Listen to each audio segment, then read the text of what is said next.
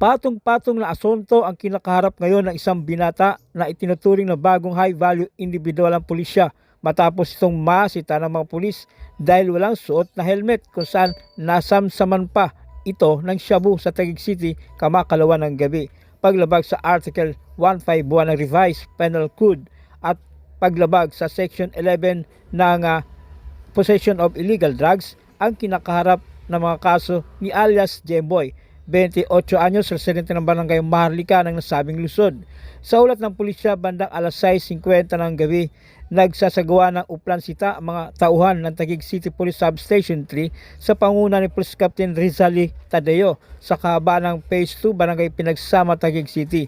Dumaan ang suspek sakay ng kanyang motorsiklo at dahil hindi na isuot ang helmet na nakasabit lang sa braso, sinita ito ng mga parak. Nang hanapan ng lisensya at dokumento, binuksan ng suspek ang compartment ng motorsiklo nito kung saan nabuking sa loob ang brown paper bag na may lamang 2 plastic sachet ng hininalang shabu na tumimbang ng humigit kumulang 100 gramo at nagkakalaga ng 680,000 pesos, kaya agad itong inaresto. At dahilan din upang agad siyang isyuhan ng violation ticket ng mga otoridad. May move ka na app sa cellphone mo. Kasi wala din ginamit, di ba? Hindi naman yung pinapuli. Sabi mo, hindi sila yung dati sila yung pinasulat yung kung saan yung nag-rapong. Kasi wala pag dito na po talaga. Dinilitan lang na yun. Saan mo nadalhin niya? Pasig mo nadalhin.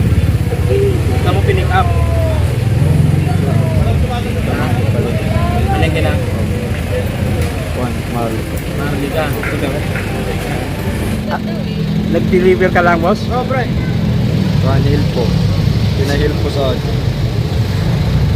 Hindi mo alam naman. Pero, Alam niya ang laman, bukas na bukas yung Sir, Hindi naman nakabalo. picturean nyo na lang ako. Hindi mo alam na yan ang laman? Hindi? Magandang gabi, kagawad. Nakabukas. Hindi naman nakabalo. Kumaita ka?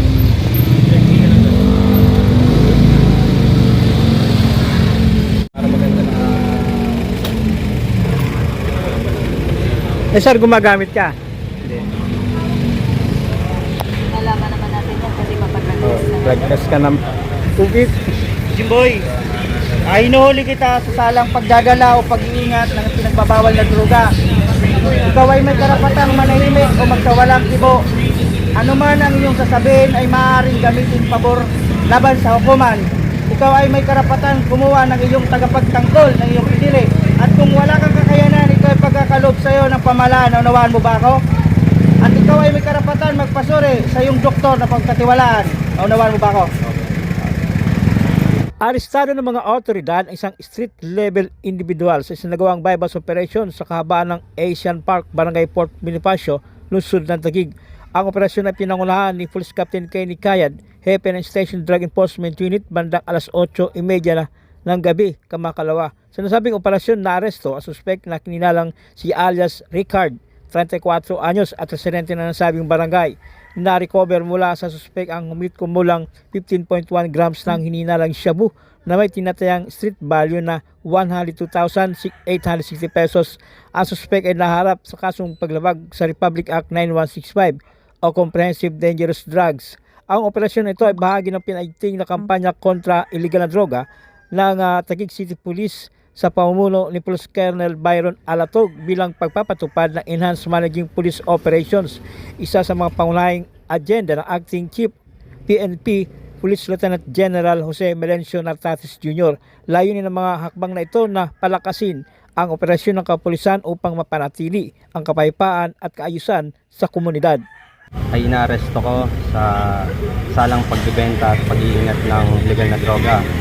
May karapatan kang manahimik at magsawalang kibo.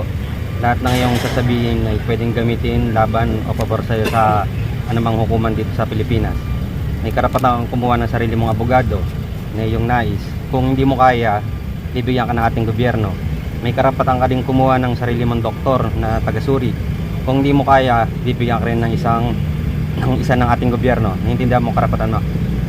Arestado ang isang high value individual o HBI sa isinagawang bypass operation ng Station Drug Enforcement Unit ng Taguig City Police at nakumpiska ng iligal na droga sa Magsaysay Street, Barangay South Signal Village, Taguig City.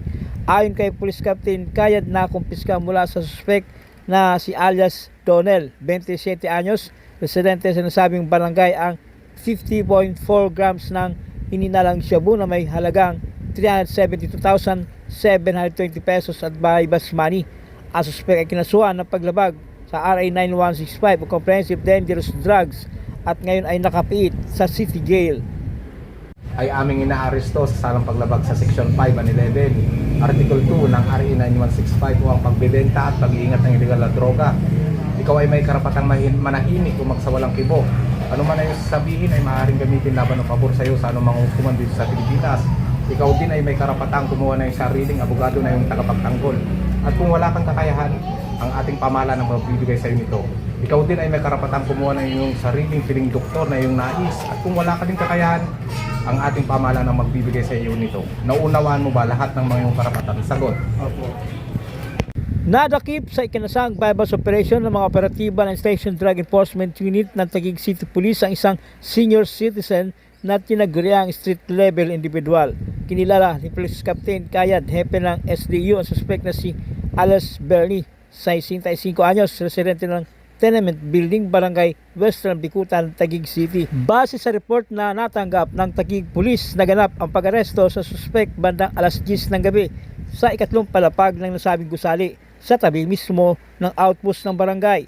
Sa ikinasang bypass operation ay nakumpiska sa suspect ang 7 heat-sealed transparent plastic sachet na naglalaman ng 30.2 grams ng pinaghinalaang shabu na may kabuang halaga ng 202,360 pesos at bypass money. Kinasuhan ng paglabag sa RA 9165 o Comprehensive Dangerous Drugs ang suspect. Kaya aking inaresto sa salang paglabag sa RE 9165. Ikaw ay may karapatan manahimik o magsawalang kibo. Ano man yung sabihin ay maaaring gamitin laban ng pabor sa iyo sa ating hukuman. Ikaw may karapatan kumuha ng sarili mong abogado na yung pili upang ikaw ipagtanggol. Kung ikaw wala kakayahan, ito ay pagkakaloob sa iyo ng ating pamahalaan. Ikaw din may karapatan na kumuha ng sarili mong doktor upang ikaw pasuri. Ngunit kung wala ikaw kakayahan, ito ay pagkakaloob sa iyo ng ating pamahalaan. Naintindihan mo yung karapatan?